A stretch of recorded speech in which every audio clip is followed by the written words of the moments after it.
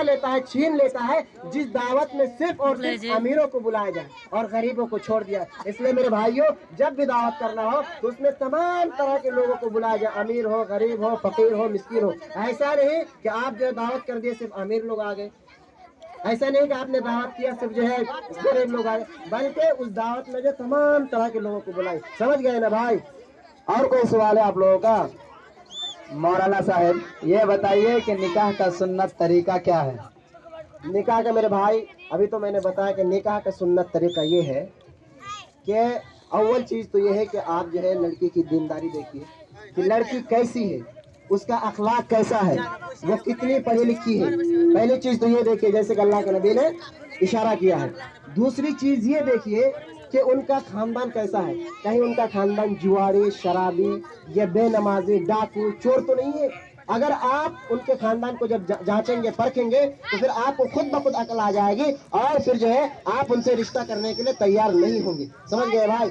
اور سنت طریقہ تو ابھی بتایا کہ شادی کا جب وقت ہو جائے تو لڑکی دیکھیے, لڑکی دیکھنے کے بعد جو ہے آپ جو ہے لوگوں میں اعلان کریے کہ آج فلاں لڑکی کی شادی ہے, فلاں گھر کی شادی ہے, اعلان کریے. اور جب شادی کمپلیٹ ہو جائے, مکمل ہو جائے, جب لڑکی آپ کے گھر آ جائے تو پھر آپ جو ہے پورے لوگوں کو دعوت کرائیے اور اس دعوت میں تمام طرح کے لوگ شامل ہوں. سمجھ گئے بھائی؟ یہ سنت کا سب سے اصل طریقہ ہے. ایسا نہیں کہ آپ نے جو سسر کو بول دیا کہ 4 بکرے ہونا چاہیے, اسکارپیو ہونا چاہیے, یہ ہونا چاہیے, وہ ہونا چاہیے. اس سلسلے میں اسلام کبھی بھی مسلمانوں کو اس بات کی اجازت نہیں دیتا ہے کہ آپ ایک لڑکی کی وجہ سے لڑکی کے باپ کو جو ہے پریشان کریں طرح طرح کی چیزوں کو مانگ کر. سمجھ گئے بھائی جان؟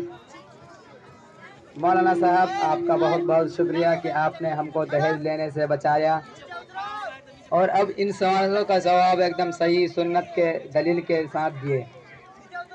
اور آپ بھی سن لیجئے بھائی صاحب کہ آپ کی بیٹی سے شادی ہمارے لڑکے سے ہی ہوگی, ایک دم اسلام کے شریعت کے طور پر انشاءاللہ. صاحب آپ کا بہت بہت شکریہ کہ آپ نے مجھ کو 3 یا 3.5 لاکھ قرضہ لینے سے بچا لیا.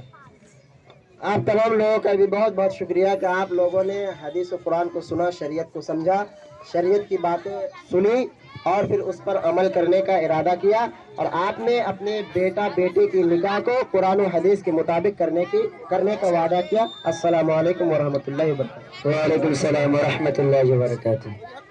اب میں چلتا ہوں.